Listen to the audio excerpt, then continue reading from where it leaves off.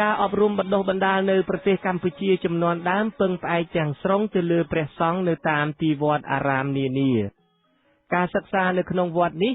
គឺមានតែសិស្សប្រុសទេដែលអាចចូលរៀនបានអ្នករៀនសូត្រចេះដឹងខ្មែរមានចំនួនតិចតួចណាស់បើប្រៀបធៀបទៅនឹងប្រទេសជិតខាងដទៃទៀតមានវៀតណាមនិងសៀមជាដើមកង្វះខាតអ្នកចេះដឹងនៅក្នុងស្រុកនេះបានផ្ដល់អត្ថប្រយោជន៍ដ៏ធំដល់បារាំងរដ្ឋការអាណានិគមមិនចង់ឲ្យមានអ្នកចេះដឹងច្រើននៅក្នុងប្រទេសដែលខ្លួនកំពុងក្តោបក្តាប់ទេ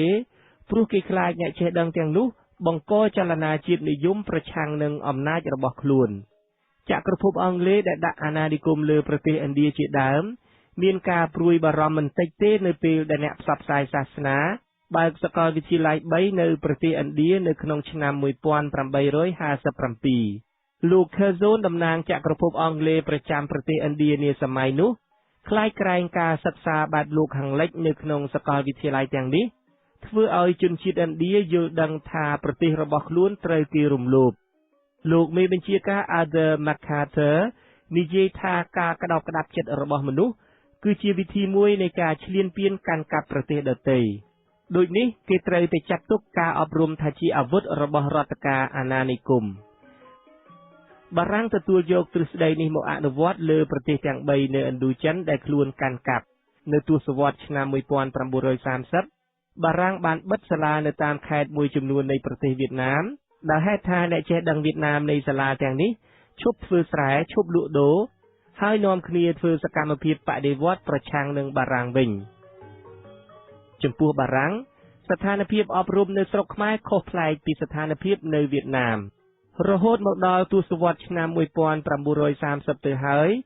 នៅប្រទេសខ្មែរមិនទាន់មានកាសែតជាភាសាខ្មែរនៅឡើយទេលើកលែងតែទស្សនាវដ្តីវប្បធម៌កម្ពុជាសូរិយាចេញផ្សាយមួយខែម្ដងដែលបង្កើតឡើងនៅឆ្នាំ1927ដោយវិទ្យាស្ថានពុទ្ធសាសនបណ្ឌិតសាលាវត្តខ្មែរនានាក៏ធ្លាប់បង្រៀនតែភាសាបាលីនិងភាសាខ្មែរបន្តិចបន្តួចដែលធ្វើឲ្យបារាំងមិនសូវមានការខ្លាចរអាប៉ុន្មានឡើយឯកសារលោកសាស្ត្រាចារ្យលងសៀមសរសេរថាមកដល់ឆ្នាំ1911នៅក្នុងប្រទេសខ្មែរទាំងមូលមានសាលាបឋមសិក្សាក្រៅពីសាលាវត្តប្រហែល30ខ្នងតែប៉ុណ្ណោះហើយនៅឆ្នាំ1924សាលាទាំងនេះត្រូវដាក់ក្រោមការត្រួតត្រាដ៏តឹងតែងរបស់បារាំងទាំងអស់នៅតាមសាលាទាំងនេះការបង្រៀនមុខវិជ្ជាទាំងឡាយប្រព្រឹត្តទៅជាភាសាបារាំងក្នុងសាលាបារាំងនេះសិស្សជាជនជាតិខ្មែរមានចំនួនតិចតួចទេភាគច្រើនគឺជាសិស្សបារាំងដែលជាកូនចៅពួកមន្ត្រីបារាំងនិងសិស្សជាជនជាតិវៀតណាមនៅប្រទេសកម្ពុជា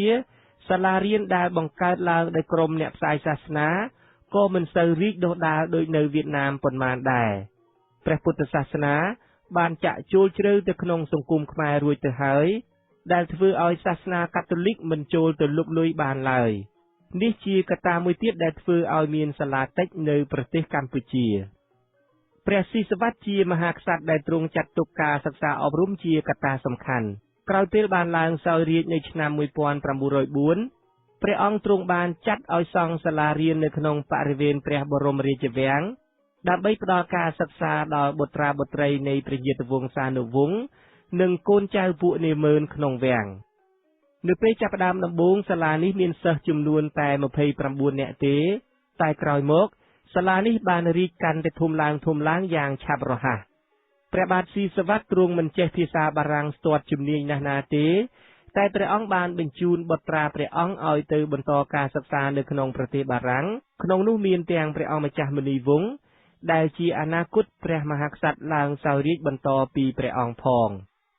ការបញ្ជូនព្រះរាជបុត្រឲ្យទៅសិក្សានៅប្រទេសដែលត្រួតត្រាលើប្រទេសខ្លួននេះ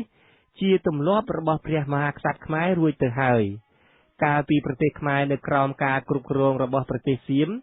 ព្រះបាទនរោត្តមនិងព្រះបាទស៊ីសុវត្ថិក៏ត្រូវព្រះបាទអងឌួងជាបិតាបញ្ជូនឲ្យទៅសិក្សានៅក្រុងបាងកកប្រទេសថៃដែរទោះជាយ៉ាងណាក៏ដោយព្រះបាទស៊ីសុវត្ថិត្រូវគេចាត់ទុកថាមានព្រះទ័យយកចិត្តទុកដាក់ក្នុងការអប់រំបណ្ដុះបណ្ដាលប្រជារាស្ត្ររបស់ព្រះអង្គដោយពិតៗក្រៅពីការខិតខំបណ្ដុះបណ្ដាលបុត្រាបុត្រីផ្ទាល់ព្រះអង្គក៏ទ្រង់បានខិតខំពង្រីកការសិក្សាអប់រំដល់ប្រជារាស្ត្ររបស់ព្រះអង្គដែរ